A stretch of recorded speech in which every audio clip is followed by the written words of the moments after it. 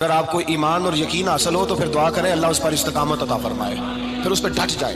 نبی پاک صلی اللہ علیہ وسلم نے فرمایا میں اس بات کا خوف نہیں کرتا کہ میری امت کمزور ہو جائے گی، اس بات کا ڈر نہیں کہ پیسے ختم ہو جائیں، نہ یہ خوف ہے کہ بھوکی مرے گی۔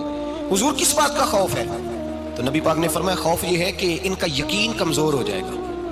یاد رکھیں اگر اعتبار نہ ہو تو گھر نہیں چلتا، تو اگر اللہ رسول پر یقین کامل نہ ہو تو پھر بندہ مسجد نہیں آ سکتا، پھر اس کا دین نہیں چلتا، پھر اس کے لیے مشکل ہے نماز، پھر اس کے لیے مشکل ہے راہ خدا میں خرچ کرنا۔ میرے نبی پاک نے فرمایا یوں نہ کہا کر کہ یا اللہ چاہے تو دے چاہے تو نہ دے، جب مالک سے مانگ تو کہا کر یا اللہ تجھی سے مانگنا ہے، میں لے کے اٹھوں گا، تو مجھے دے گا۔ فرمایا جتنا تیرا یقین کامل ہوگا اتنا ہی اللہ تجھے جھولی بھر کے عطا فرمائے گا۔ کمزور سا مسلمان، لڑکھڑاتا سا مسلمان دیکھتا ہوں کرتا ہوں، اور یہ بھی نہ دیکھا کریں بھائی ایمان یقین کو استقامت کے درجے پہ لیں، یہ نہ دیکھا کریں کہ وہ کیسے دے گا، وہ کسی وسیلے کا محتاج نہیں ہے، وسیلے کو پسند کرتا ہے، پر وسیلے کا محتاج وہ بغیر وسیلے کے بھی دے دیتا ہے۔ ہر آدمی ماں باپ کے ذریعے پیدا ہوتا ہے، اگر پیدا کرنا چاہے تو جناب عیسیٰ کو بغیر باپ کے پیدا کر دیتا ہے، اگر پیدا کرنا چاہے تو حضرت آدم کو بغیر ماں اور باپ کے پیدا کر دیتا ہے۔ جب یقین رکھیں، یقین قرآن مجید پڑھیے، حضرت موسیٰ علیہ السلام فرعون کے دربار میں کھڑے ہیں، چاروں جانب دشمن ہی دشمن ہے، جادوگر آ گئے، انہوں نے سانپ چھوڑے، حضرت موسیٰ کے ہاتھ میں ڈنڈا تھا، حضرت موسیٰ کہتے ہیں یا اللہ کیا کروں؟ اللہ تعالیٰ نے فرمایا اپنا عصا پھینک دو۔ کہنا چاہیے تھا نا کہ یا اللہ ایک ہی تو شے ہے، اتنے سانپ ہے، بچانے کے لیے ڈنڈا ہے وہ پھینک دوں؟ ڈنڈا پھینکا جاتا ہے، سانپ کو دیکھ کر کے قابو کیا جاتا ہے۔ یہ میرا اور آپ کا ذوق ہے نا، لیکن انبیاء کرام کا انداز ملاحظہ کیجئے میرے عزیزو۔ اللہ فرماتے ہیں ڈنڈا، اے موسیٰ ڈال دے اپنا عصا۔ پہلے نہیں فرمایا کہ سانپ بن جائے گا، فرمایا بس تو ڈال دے۔ میں اور آپ ہوتے ہیں تو سانپ سامنے ہے، ڈنڈا ہاتھ میں، ہم کہیں گے عجیب بات ہے، یہی تو دفاع کی چیز ہے، اسی کو ڈال دوں تو بچوں گا کیسے؟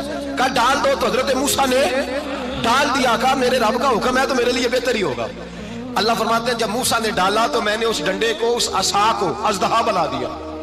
اب کبھی عصا بھی اژدہا بنے، کبھی چھڑی بھی بہت بڑا اژدہا بنی ہے، لیکن قرآن کہتا ہے جناب موسیٰ نے ڈالا تو اللہ نے اژدہا، بلکہ اس سے پیچھے چلیے، عورتیں کمزور یقین کی ہوتی ہیں نا، جناب موسیٰ پیدا ہوئے تو اللہ فرماتے ہیں میں نے موسیٰ کی ماں کے دل میں بات ڈالی، ماں کے دل میں صندوق میں ڈال کے تو اس کو دریا میں بہا دے۔ اور بھائی صندوق میں کہہ سکتے ہیں نا آکسیجن کیسے جائے گی، اور دریا میں بچے بچنے کے لیے ڈالے جاتے ہیں کہ ڈوبنے کے لیے ڈالے جاتے ہیں؟ ماں کے دل میں یقین کمزور نہیں تھا ماں کا۔ انبیاء کے ماں باپ موحد ہوتے ہیں، دین کو ماننے والے، ماں کے دل میں اللہ نے بات، اللہ قرآن میں کہتے ہیں میں نے وحی کی، میں نے القاء کیا، میں نے بات ڈالی۔ حضرت موسیٰ کی ماں کہتی ہے میں نے ڈال کے نا سمندر میں بیٹا، میں نے سمندر میں بیٹا ڈال کے صندوق میں بند کر کے رب کے حوالے کیا۔ آپ فرماتے ہیں میرے مالک کا بھروسہ کیا تو پھر میرے مالک کا کام دیکھو، کمال دیکھو، میں نے دریا میں ڈالا، اللہ نے فرعون کے گھر میں میرے بیٹے کی پرورش کرا دی۔ یہ یقین کہ حضرت موسیٰ کے پاس قوم آئی، قرآن پڑھیے، کہا جناب پانی چاہیے، وَإِذِ اسْتَسْقَىٰ مُوسَىٰ لِقَوْمِهِ، موسیٰ نے اپنی قوم کے لیے پانی مانگا، ہم نے کہا فَانْفَجَرَتْ مِنْهُ اثْنَتَا عَشَرَةَ عَيْنًا، اپنا ڈنڈا پتھر پہ مارو۔ عقل والا آدمی ہوتا تو اڑ جاتا، کہتا یا اللہ پتھروں سے بھی کبھی پانی نکلا ہے؟ اضرب بعصاک الحجر، مارو پتھر پہ ڈنڈا۔ اللہ کے نبی نے منٹ نہیں لگایا، تھا کر کے ڈنڈا لگایا، فَانْفَجَرَتْ مِنْهُ اثْنَتَا عَشَرَةَ عَيْنًا۔ اللہ فرماتے ہیں جناب موسیٰ نے ایک عصا مارا، میں نے 12 چشمے جاری کر دیے۔ تو لے تو اللہ کرتا ہے، اللہ کہتا ہے پڑھ نماز روزی دوں گا، کہتا ہے سوچتا ہوں۔ اللہ فرماتے ہیں آجا مسجد میں تیرا ہو جاؤں گا، کہتا ہے دیکھتا ہوں۔ اللہ فرماتا ہے تو میرے محبوب کی غلامی کر، میں تجھے محبوب بنا لوں گا۔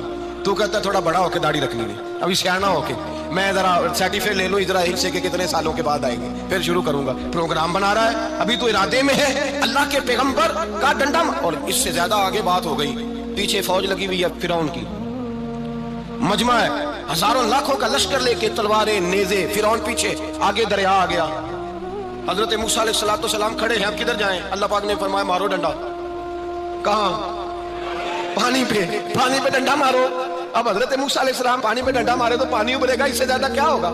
پہلے پتھر پہ ڈنڈا مروایا تو پانی نکلا، اب پانی پہ ڈنڈا مروایا، فَإِذْ فَرَقْنَا بِكُمُ الْبَحْرَ فَأَنْجَيْنَاكُمْ وَأَغْرَقْنَا آلَ فِرْعَوْنَ۔ اللہ فرماتے ہیں موسیٰ نے پانی پہ ڈنڈا مارا تو میں نے پانی میں رستے بنا دیے۔ ایک جگہ ڈنڈا مارا تو پانی نکل آیا، دوسری جگہ عصا مارا تو پانی خشک ہو گیا، 12 چشمے بن گئے، 12 رستے بن گئے دریا میں سے۔ حضرت موسیٰ علیہ السلام گزر گئے، اور اللہ فرماتے ہیں فرعون بھی آیا تو اسے میں نے غرق کر دیا، اور وہ کھڑا دیکھتا ہی رہ گیا کہ بنا کیا ہے۔ جب یقین کامل نصیب ہوتا ہے، اعتماد کی دولت اللہ دیتا ہے، جب انسان کو یہ انشراح صدر ہو جاتا ہے کہ میری نجات خدا کے حکم میں ہے اور رسول اللہ کے قدموں میں ہے، جب اسے یہ انشراح حاصل ہوتا ہے تو پھر نماز کا لطف آتا ہے. غور کیجیے کیا جملہ کہہ دیا میں نے. پھر اسے نماز کا پھر اسے نماز بوجھ نہیں بلکہ نماز نہ پڑھے تو اس پر بوجھ ہوتا ہے. پھر قرآن مجید اس کی روح کا ساتھی ہو جاتا ہے. پھر عبادات، تقوی، پرہیزگاری. پھر وہ ایک سنت کے چھوٹنے پر پریشان رہتا ہے جب یقین کی دولت نصیب ہوتی ہے. قرآن مجید فرقان حمید نے کہا ایمان لاؤ تو پھر ایمان پہ ڈٹ جاؤ، مسلمان بنو تو پھر اسلام پر. پھر یہ جو کمزوری ہے نا، یہ دیکھتے ہیں، کرتے ہیں، چلتے ہیں، ابھی کل ابھی پرسوں بہانے ہیلے، ابھی میں نماز شروع کرتا ہوں دیکھتا ہوں لا الہ الا اللہ محمد رسول اللہ صلی اللہ علیہ. جب کسی نے کلمہ پڑھا تو اس پر پورا دین ضروری ہے، پورا. اب وہ یہ نہیں کہہ سکتا کہ تھوڑا تھوڑا کر کے آؤں گا. یقین کی دولت نعمت ہے. اللہ پاک قرآن مجید میں فرماتے ہیں ان الذین قالوا ربنا اللہ ثم استقاموا، جنہوں نے کہا کہ اللہ ہمارا رب ہے اور پھر وہ اس پر ڈٹ گئے. پھر اس پر وہ کہا تو ڈٹ گئے، کھڑے ہو گئے. نہیں، اللہ ہی رب ہے، اللہ ہی دینے والا، اللہ ہی مالک، اللہ ہی ہمارا رازق ہے، رب ہی ہمارا سب کچھ. جب ڈٹ گئے تو فرمایا تنزل علیہم الملائکہ، پھر میں ان کی مدد کے لیے آسمان سے فرشتوں کا نزول فرمایا کرتا. فرشتے کیا کہتے ہیں؟ اللہ تخافوا ولا تحزنوا، غم نہ کرنا، خوف نہ کھانا، وابشروا بالجنۃ التی کنتم توعدون، ہم تو تمہیں اللہ تبارک و تعالیٰ کی اس جنت کی خوشخبری دینے آئے ہیں جس کا رب نے تمہارے ساتھ وعدہ کیا ہوا ہے. پھر فرشتوں کا نزول ہوتا ہے. لیکن شرط کیا ہے کہ ایمان لائے اور پھر ایمان پر پھر یہ نہ سوچے کہ وہ کس طرح دے گا، وہ کیسے عطا کرے گا، وہ میری مدد کس طرح کرے گا، نظام کیسے چلے. ڈٹ جائے کہ میرے اللہ کا حکم ہے تو میں نے حلال ہی کھانا ہے، میرے رب کا حکم ہے تو میں نے تھوڑے پہ گزارا کرنا، میرے مالک کا حکم ہے تو میں نے اپنی جیب دیکھنی یا دوسرے کی نہیں دیکھنی، میرے رب کا حکم ہے تو میں نے اس کی اطاعت میں رہنا. جب ڈٹ جائے گا اللہ کے احکامات پر، جب ڈٹ جائے گا تو اللہ فرماتا ہے پھر میں تیری مدد کے لیے فرشتوں کا نزول کروں گا. نبی پاک صلی اللہ علیہ وسلم نے فرمایا دو دولتیں اگر کسی کو اللہ دے دے تو سمجھے اللہ نے اسے دنیا کی سب سے زیادہ دولت عطا فرما دی. یا رسول اللہ وہ کون کون سی چیزیں ہیں؟ فرمایا ایک جس شخص کو اللہ نے معاف کرنے کی دولت عطا کر دی، جو معاف کرنے لگ گیا، جس کی طبیعت میں درگزر آ گیا، جو معاف کرنے لگا، غلطیاں معاف کرنے لگا، جس کو ایک دولت یہ مل گئی. اور دوسرا میرے مصطفیٰ نے فرمایا جسے اللہ نے یقین کی دولت عطا فرما دی. جس کو یہ دو دولتیں مل جائیں، ایک درگزر کرنا، دوسرا رب رسول پہ یقین کامل رکھنا، اسے کائنات کی ہر شے مل گئی. میرے نبی پاک نے فرمایا جب بھی دعا مانگو خدا سے یہ دو نعمتیں مانگا کرو، عرض کیا کرو اے اللہ درگزر کی دولت عطا فرما، اے اللہ تو ہمیں یقین کی دولت عطا فرما، ایمان کی قوت اور پختگی نصیب فرما. میرے بھائی حضور نے فرمایا مانگ کے لو. کمزور ایمان والا شخص کسی کام کا نہیں ہوتا. جس آدمی کے ذہن میں شک کا بیج ایک دفعہ جنم لیتا ہے وہ آدمی تو غلام سے بدتر ہے. بے کیف سجدہ، روٹھی روٹھی سی عبادت، اس کی زندگی کیفیات سے خالی ہے.